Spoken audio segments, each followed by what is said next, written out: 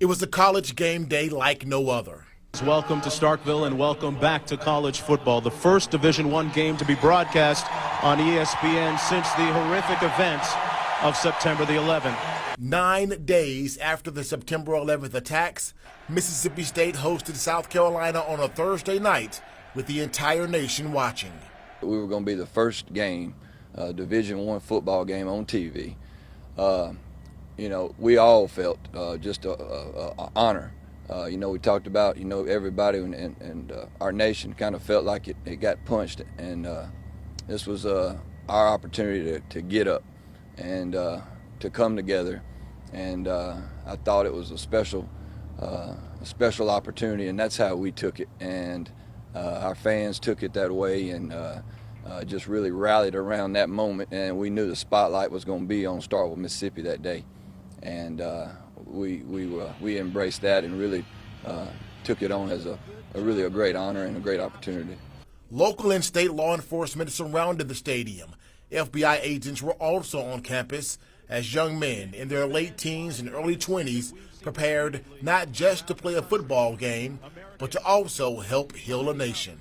It's hard, and it's particularly at that age. We're trained athletes. We got a schedule. Repetition schedule, morning workouts, practice, film, and then all of a sudden you come into this gray area where you don't know what's going to happen. Are you going to play next week?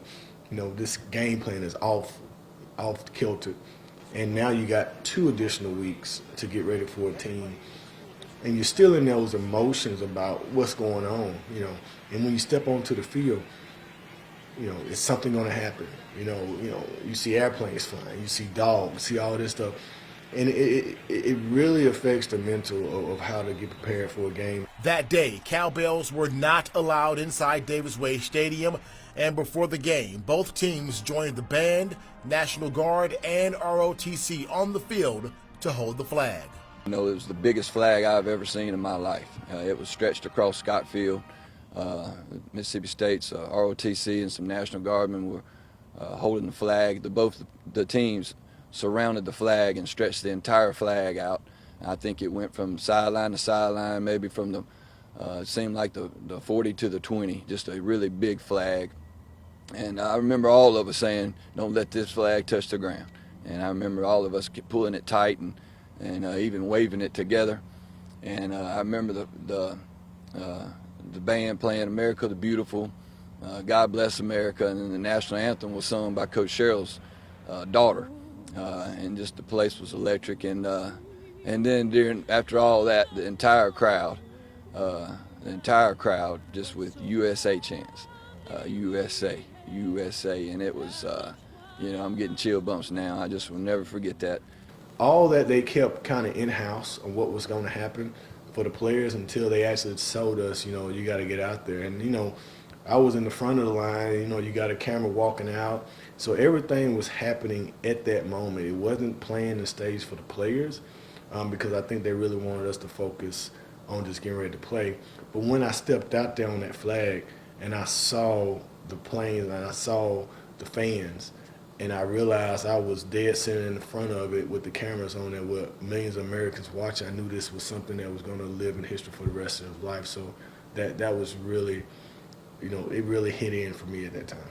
And if you were there that night, like I was, you'll never forget what happened during the moment of silence.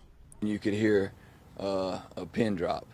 And then all of a sudden, instead of "Go to hell, Ole Miss," it was "Go to hell, Bin Laden." And it was just loud and over the place. And then the whole crowd went back up and got going again. So, it's amazing those things. 20 years later, they still stick out to you. I hear from the left side of my ear, "Go to hell, Bin Laden, go to hell," and then the crowd just cheered. That really pumped us up to realize everybody was Americans. It wasn't no right or left. It was American of everybody coming together. And to me, that gave the players, all the players, the extra motivation to go out there and provide a good product for the fans. Former quarterback Wayne Madkin and free safety Josh Morgan say being a part of that game is something that will live with them forever. College football, what it does, it's bringing a lot of people from different aspects of life together for a very long time, as we all know. But this particular thing was special to the fact that we were able to have some sense of normalcy in a time of not knowing.